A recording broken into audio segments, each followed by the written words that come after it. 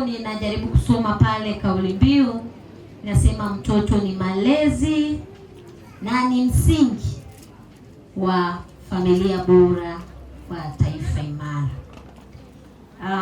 Ndugu zangu, kauli mbiu hii inajieleza kwa namna ambavyo ilivyo.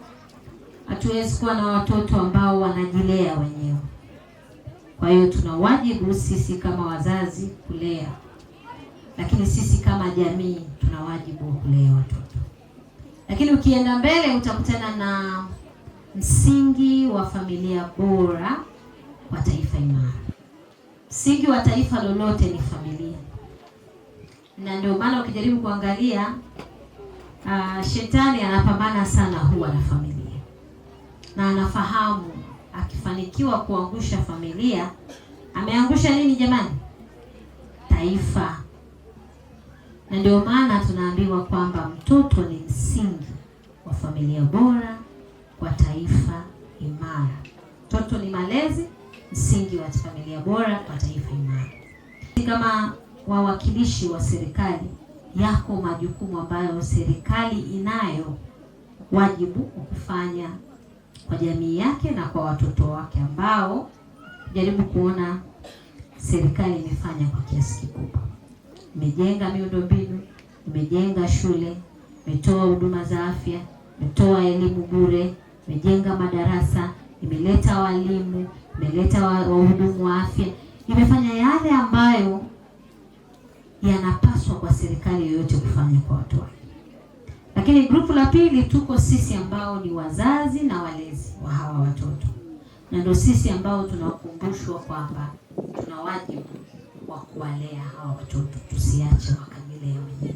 Hawa wenzetu wanaofanya kazi au 110 hawa wadau wetu, kina Camfed, kina World Vision, kina Radio, SOS na kadhalika, tunawaomba sana mambo tunayo ya entertain kwenye jamii ya lenge kuwa motivate zaidi kuliko kuwavunja moyo. Kina Radio, kina SOS, wote kwa pamoja sasa tunaingia pale kwenye jamii. Lakini mwisho, lakini ndio wenye umuhimu zaidi kwa siku ya leo, wako hawa watoto. Hawa watoto ambao tunawalea au tunawasherehekea siku ya leo, ningependa kukumbusha jambo moja, na kuna mtu mmoja nilizungumza hapa. Watoto huwa wanakumbushwa sana haki zao, wanasahau kukumbushwa wajibu wao. Watoto nasi tuna wajibu.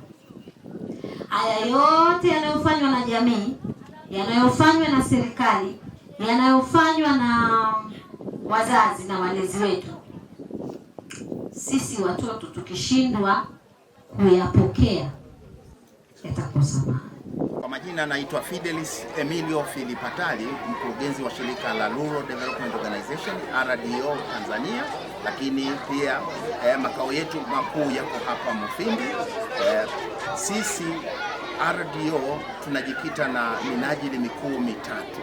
Tuna usaidizi wa watoto yatima, tuna usaidizi wa vyuo vya ufundi katika maana ya kuwajengea ujasiriamali na miradi ya maji.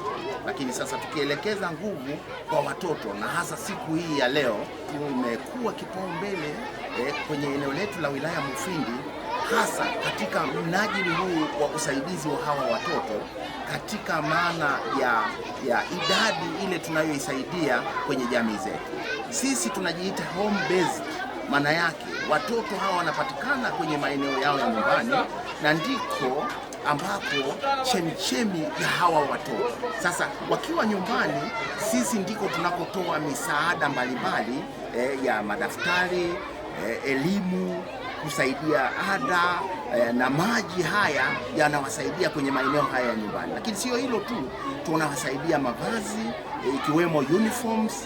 Tunawasaidia wale ambao wanakuwa wamekumbana na ukatili, pia kuwasaidia kisheria ili hawa watoto waweze kupata haki zao. Maeneo yetu yana jiografia ya milima. Mtoto anatoka shuleni, anaenda kuchota maji, anashindwa kusoma, anarudi amechoka, analala. Sasa RDO tumeleta miradi ya maji ikiwa mojawapo ya kupambana na ukatili huu. Lakini sio hilo tu, watoto wengi wanabakwa kwenye maeneo ya visima, kwa sababu visima viko umbali mrefu.